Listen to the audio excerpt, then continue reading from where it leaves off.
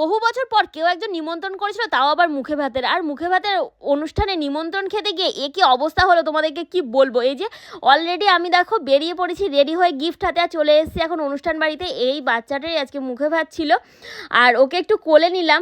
বেশ কোলে নেওয়ার আগে কান্না করছিল, তারপরে বেশ দেখলাম শান্ত হয়ে কথা বলছিল। আমি বললাম শুধু হাত খেলে হবে, ভাতও তো খেতে হবে।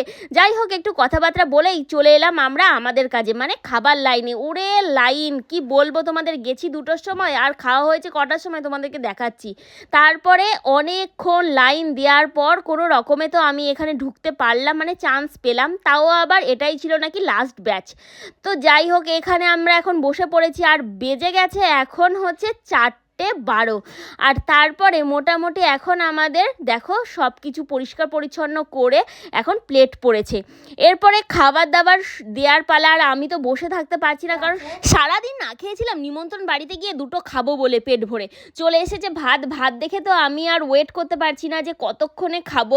এরপর তাড়াতাড়ি তরকারি আসছে না কেন সেই টেনশনেই বসে আছি। বলতে বলতে চলে এলে দেখো পটল চিংড়ি, আর ফার্স্টেই দেখতে পেয়ে গেলাম একটা চিংড়ি কেমন যেন উকি মারছে আমার দিকে, বলছে কতক্ষণে আমার পেটে যাবে। তো টুক করে আমি চিংড়িটা নিয়ে প্রথমে ওইটা দিয়েই আজকে খাবারটা শুরু করে দিলাম।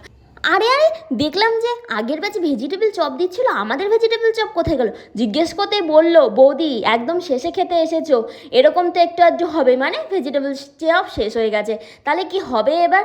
শেষ ব্যাচে খেতে বসেছি, আদৌ ঠিকঠাক করে খাবার পাবো তো? আর তোমরা তো জানোই অল্প খাবারে আমার হয় না। আর এত খিদে পেয়েছে তোমাদেরকে ধারণার বাইরে, 4:30 বেজে গেছে। এরকম টাইমে তো আমি জীবনেও খাবার খাই না। আর তারপরে খাবার পেয়ে আমি তো গপ গপ করে খেতে শুরু করেছি। আমি বলছি তুমি ক্যামেরাটা বন্ধ করো তো, আমি এখন খাবো, আমি এখন ভিডিও করার কোনো মুডে নেই। 2 ঘন্টা পায়ে ব্যথা করে লাইনে দাঁড়িয়ে তারপরে আমি অবশেষে খাবার পেয়েছি, আর পুরো হাঙরের মতন ঝাঁপিয়ে পড়েছি খাবারের দিকে। এরপর চলে এসেছে ভাত। আমি বললাম না ভাত আমি একটু পর নেব, এখন আমি আগে এই খাবারটা শেষ করি। আর তারপর ভাত খেয়ে অনেকক্ষণ বসেছিলাম আমি, এরপর কি আসবে কী দিয়ে খাবো। আর তারপরে চলে এলো বলতে বলতে চিকেন। আমাকে 2-3 পিস চিকেন দিল। আমি বললাম দাদা আরেকটু দিন। তারপর আর 1 পিস দিল। বলো এইটুকু চিকেনে আমার কিছু হয়? আমি বললাম যে দাদা আরেকটু দিন। বলছে না, শেষ ব্যাচে বসেছো, কিছু করার নেই।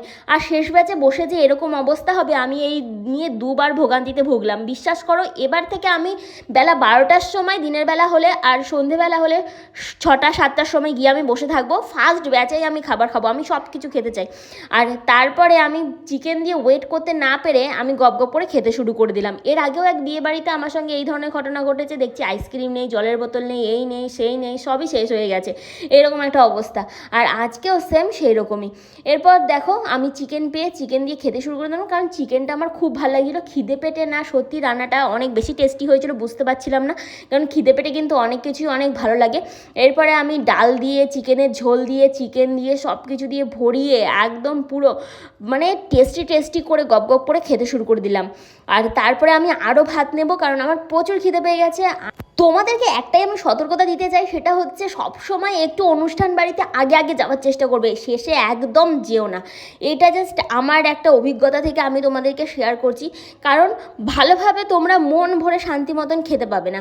ওই যে পাপাই খাচ্ছে, পাপাইয়েরও টেস্ট লেগেছে, বললো যাই হোক রান্নাবান্না ভালো হয়েছে, কিন্তু আমি আরও ভাত নেবো। দেখো ভাত আর নিতেই দিল না, দিয়ে দিয়েছে এখানে চাটনি, বড় একটা আমসত্ত্বের চাটনি।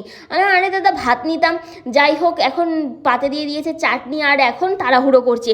মিষ্টি ফিষ্টি সব এখন পরপর চলে এলো ঝপঝপ করে, মানে আমি মাংসটাও শেষ করতে পারিনি। আরে আমি খাবো, আরও মাংস ভাত খেতাম আমি, কিন্তু যাই হোক আর কিছু করার নেই।